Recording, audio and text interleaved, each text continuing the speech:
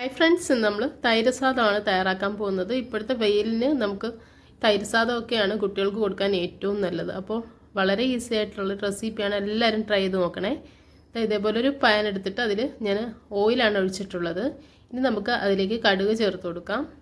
കടുക് ഒന്ന് പൊട്ടി വരുമ്പോഴത്തേക്ക് നമുക്ക് ആവശ്യത്തിനുള്ള ഉഴുന്ന് കൂടി ഞാൻ ചേർത്ത് കൊടുത്തിട്ടുണ്ട് കേട്ടോ. ഈ ഉഴുന്ന് കൂടി ഒന്ന് ഫ്രൈ ആയിട്ട് വരുമ്പോഴത്തേക്ക് നമുക്ക് അതിലേക്ക് ഇഞ്ചി ചെറുതായിട്ട് അരിഞ്ഞിട്ടുണ്ടായിരുന്നു, അതുകൂടി ചേർത്ത് കൊടുത്തിട്ടുണ്ട്.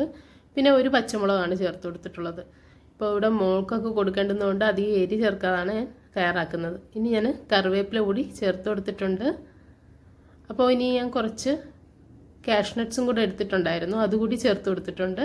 അപ്പോൾ അതെല്ലാം ഒന്ന് നന്നായിട്ട് മൂത്ത് വരുമ്പോഴത്തേക്ക് നമുക്ക് ചെറുതായിട്ട് പീൽ ചെയ്ത് വെച്ചിട്ടുള്ള ക്യാരറ്റ് കൂടി ഞാൻ ചേർത്ത് കൊടുക്കുകയാണ്. കുട്ടികൾക്ക് ക്യാരറ്റ് കൊടുക്കുന്നത് നല്ലതാണ്, അതുകൊണ്ട് ഞാൻ ക്യാരറ്റ് കൂടി അതിലേക്ക് ആഡ് ചെയ്തിട്ടുണ്ട്. നമുക്ക് ക്യാരറ്റ് ചേർക്കാതെ വേണമെങ്കിലും തൈര് സാദം കഴിക്കാവുന്നതേ ഉള്ളൂ.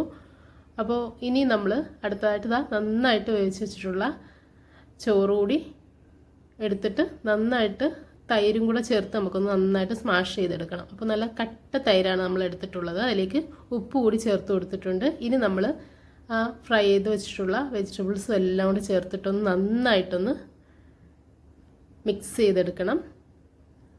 ഈ സമയത്ത് നമുക്ക് ഉപ്പൊക്കെ ആവശ്യമുണ്ടെങ്കിൽ പിന്നെയും ചേർക്കാവുന്നതേ ഉള്ളൂ. അപ്പോൾ നമ്മുടെ തൈര് സാദം വളരെ പെട്ടെന്ന് തന്നെ രുചികരമായിട്ടുള്ള തൈര് സാദം റെഡിയായി വന്നിട്ടുണ്ട്. അധികം നേരം നമുക്ക് കിച്ചണിൽ നിന്ന് കുക്ക് ചെയ്യേണ്ട കാര്യമില്ല, വളരെ പെട്ടെന്ന് തയ്യാറാക്കാവുന്ന ഒന്നാണ്. കുട്ടികൾക്കും വലിയവർക്കും ഒരേപോലെ ഇഷ്ടപ്പെടുന്ന ടേസ്റ്റാണ്. പിന്നെ ഇതിന് നല്ലൊരു കോമ്പിനേഷൻ എന്ന് പറഞ്ഞു കഴിഞ്ഞാൽ നമ്മുടെ പൊട്ടറ്റോ ചിപ്സും പിന്നെ നമ്മുടെ കടുകുമാങ്ങ പിന്നെ എക്സ്ട്രാ തൈര് വേണമെങ്കിൽ നമുക്കിതിന് യൂസ് ചെയ്യാം. അപ്പോൾ ഈ റെസിപ്പി എല്ലാവർക്കും ഇഷ്ടമായിട്ടുണ്ടെന്ന് വിശ്വസിക്കുന്നു. എല്ലാവരും ലൈക്ക് ചെയ്യാനും ഷെയർ ചെയ്യാനും മറക്കരുതേ.